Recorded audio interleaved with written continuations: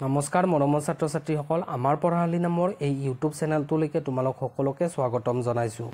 এই ভিডিঅ'টোত তোমালোকৰ সোশিয়েল সায়েন্সৰ কিতাপখনৰ লেসন 1 ভূপৃষ্ঠত সময় গণনা নামৰ পাঠৰ সকলো প্ৰশ্ন উত্তৰ আলোচনা কৰিম। ভিডিঅ'টো তোমালোকে শেষলৈকে চাই থাকিবা। যদি চেনেলটো সাবস্ক্ৰাইব কৰা নাই তেন্তে সাবস্ক্ৰাইব কৰি লবা, কিয়নো এনেকুৱাকৈ তোমালোকৰ আটাইবিলাক লেসনৰ কোৱেশ্চন আনসাৰ এই চেনেলটোত পাই থাকিবা। বলাচোন তেতিয়াহলে এতিয়া আমি কোৱেশ্চন আনসাৰ সমূহ আলোচনা কৰো। তোমালোকৰ যেটো প্ৰথম কোৱেশ্চন হেতু কোৱেশ্চন দিয়া আছিল একৰ ক দ্ৰাঘিমা ৰেখাৰ সৰ্বমুঠ সংখ্যা কিমান, আৰু উত্তৰটো তোমালোকে দেখিবলৈ পাইছা যে দ্ৰাঘিমা ৰেখাৰ সৰ্বমুঠ সংখ্যা 360 ডাল। এতিয়া খ নম্বৰ প্ৰশ্নটো চাইছো। খ নম্বৰ প্ৰশ্নটোত কি দিয়া হৈছে যে ভাৰতীয় মানসময়ৰ দ্ৰাঘিমাংশ কিমান। উত্তৰটো হ'ব ভাৰতীয় মানসময়ৰ দ্ৰাঘিমাংশ 82 ডিগ্ৰী 30 মিনিট। ঠিক আছে। তাৰপিছত গ নম্বৰ প্ৰশ্নটোত কি সুধিছে পৃথিৱীৰ নিজ মেৰুদণ্ডত এপাক ঘূৰিবলৈ কিমান ঘণ্টা সময়ৰ প্ৰয়োজন বুলি সুধিছে। উত্তৰটো তোমালোকে লিখিবা যে পৃথিৱীৰ নিজ মেৰুদণ্ডত এপাক ঘূৰিবলৈ 24 ঘণ্টা সময়ৰ প্ৰয়োজন। তাৰপিছত ঘ নম্বৰটোত সুধিছে গ্ৰীনিজৰ অপৰেৰে কল্পনা কৰা প্ৰাথমিক দ্ৰাঘিমা ৰেখাৰ স্থানীয় সময়ক কি বোলে। উত্তৰটো লিখিবা গ্ৰীনিজৰ অপৰেৰে কল্পনা কৰা প্ৰাথমিক দ্ৰাঘিমা ৰেখাৰ স্থানীয় সময়ক গ্ৰীনিজ মান সময় বোলে, এনেকৈ লিখিবা। 9 নম্বৰ প্ৰশ্নটোত সুধিছে কৌণিক দূৰত্বৰ জোখৰ একক কি। উত্তৰটো হৈছে কৌণিক দূৰত্বৰ জোখৰ একক ডিগ্ৰী। এতিয়া 2 নম্বৰত খালী ঠাই দিছে তোমালোকক। খালী ঠাইটো তোমালোকে লিখিবা পৃথিৱীৰ পৰিধিয়ে কেন্দ্ৰত খালী ঠাই কোণ কৰি থাকে। উত্তৰটো কি হ'ব 360 ডিগ্ৰী কোণ কৰি থাকে। উত্তৰত তোমালোকে খালী ঠাইটোত 360 ডিগ্ৰী বহুৱাই দিবা। ঠিক আছে। তাৰ পিছতো দিয়া আছে দ্ৰাঘিমা ৰেখাৰ মান বা জোখক খালী ঠাই বোলে কি বোলে দ্ৰাঘিমাংশ বোলে। গ নম্বৰত কি দিয়া আছে প্ৰাথমিক দ্ৰাঘিমা ৰেখাৰ কৌণিক দূৰত্ব খালী ঠাই দ্ৰাঘিমাংশ কি খালী ঠাইত বহিব 0 ডিগ্ৰী দ্ৰাঘিমাংশ। ঠিক আছে। তাৰ পিছৰটো চাইছো আমি ঘ নম্বৰটো মধ্যাহ্ন সূৰ্যৰ পৰা পূব ফালে 15 ডিগ্ৰী আঁতৰত থকা ঠাইখনৰ খালী ঠাই বাজিব কিমান বাজিব। উত্তৰ 1 বাজিব। খালী ঠাইত 1 লিখি দিবা তোমালোকে। ঠিক আছে। তাৰপিছত 3ত দিয়া আছে তোমালোকক শুদ্ধ অশুদ্ধ নিৰ্ণয় কৰা। পৃথিৱীৰ আইনিক গতিৰ ফলত পশ্চিমৰ ঠাইসমূহ পূবতকৈ আগতে সূৰ্যৰ সন্মুখীন হয় বুলি দিয়া আছে তোমালোকক। গতিকে এইটো তোমালোকৰ হৈ যাব অশুদ্ধ বাক্য, গতিকে অশুদ্ধ বুলি লিখিবা। খ নম্বৰত দিয়া আছে ভ্ৰমণকাৰীয়ে পূব দিশৰ পৰা 180 ডিগ্ৰী অতিক্ৰম কৰাৰ সময়ত 1 দিন যোগ দি ল'ব লাগে। এইটোও তোমালোকৰ কি হ'ব অশুদ্ধ হৈ যাব।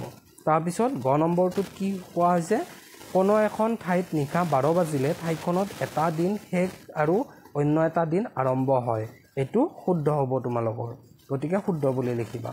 তাৰপিছত ঘ নম্বৰত দিয়া আছে যে 180 ডিগ্ৰী দ্ৰাঘিমাংশত সময়ৰ ব্যৱধান 12 ঘণ্টা। শুদ্ধ। উত্তৰত শুদ্ধ বুলি লিখিলে হ'ব। তাৰপিছতো চাইছোঁ আমি 9 নম্বৰত গ্ৰীনিজতকৈ পিছত সন্ধিয়া হোৱা ঠাই এখন পশ্চিম দ্ৰাঘিমাংশত অৱস্থিত। এইটোও তোমালোকৰ শুদ্ধ হ'ব। ঠিক আছে। এতিয়া 4 নম্বৰত তোমালোকক শুদ্ধ উত্তৰটো বাছি উলিওৱা।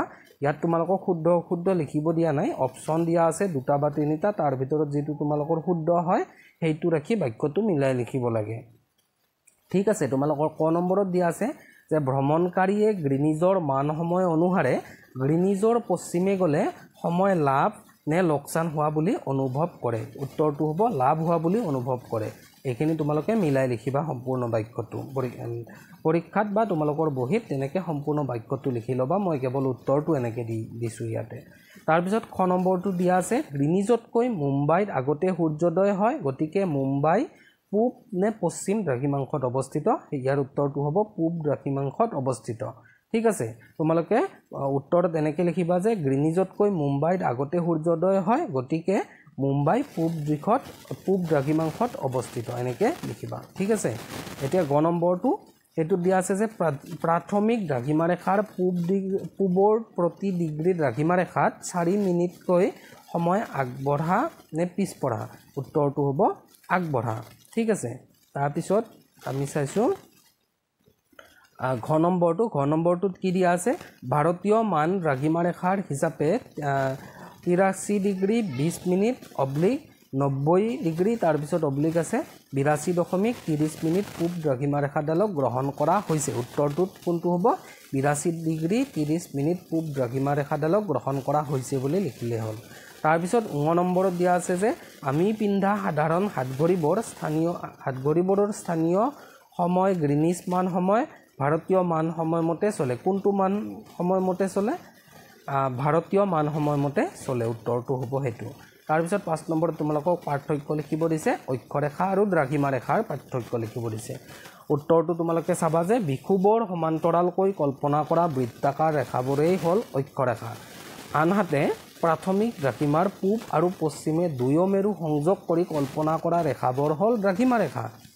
তাৰ পিছত আৰু এটা পাৰ্থক্য লিখিবা তোমালোকে প্যাৰাগ্ৰাফ চেঞ্জ কৰি অক্ষৰেখাৰ মান বা জোখক অক্ষাংশ বোলে আনহাতে দ্ৰাঘিমা ৰেখাৰ মান বা জোখক দ্ৰাঘিমাংশ বোলে ঠিক আছে এই দুটা পাৰ্থক্য লিখিলে তোমালোকৰ হৈ যাব এতিয়া খ নম্বৰত তোমালোকৰ চাবা স্থানীয় সময় আৰু মান সময়ৰ পাৰ্থক্য লিখিব লাগে উত্তৰটোত লিখিবা যে কোনো এখন ঠাইৰ মধ্যাহ্ন সূৰ্যৰ অৱস্থানৰ পৰা ভিত্তি কৰি যি সময় গণনা কৰা হয় তাকে ঠাইখনৰ স্থানীয় সময় বোলে আনহাতে কোনো এক বা একাধিক নিৰ্দিষ্ট দ্ৰাঘিমাৰ ভিত্তিত সমগ্ৰ দেশৰ বাবে যি সময় গণনা কৰা হয় তাকে দেশখনৰ মান সময় বোলে এনেকৈ লিখিবা তাৰপিছত আকৌ পেৰাগ্ৰাফ চেঞ্জ কৰি লিখিবা যে বেলেগ বেলেগ দ্ৰাঘিমা ৰেখাত অৱস্থিত ঠাইৰ স্থানীয় সময় বেলেগ বেলেগ হয় কিন্তু মান সময় দেশ এখনৰ সকলো ঠাইতে একে হয় গতিকে মৰমৰ ছাত্ৰ ছাত্ৰীসকল আজিৰ ভিডিঅ'ত আমি ইমানখিনি আলোচনা কৰিছোঁ আশা কৰোঁ তোমালোকে এই ভিডিঅ'টোৰ দ্বাৰা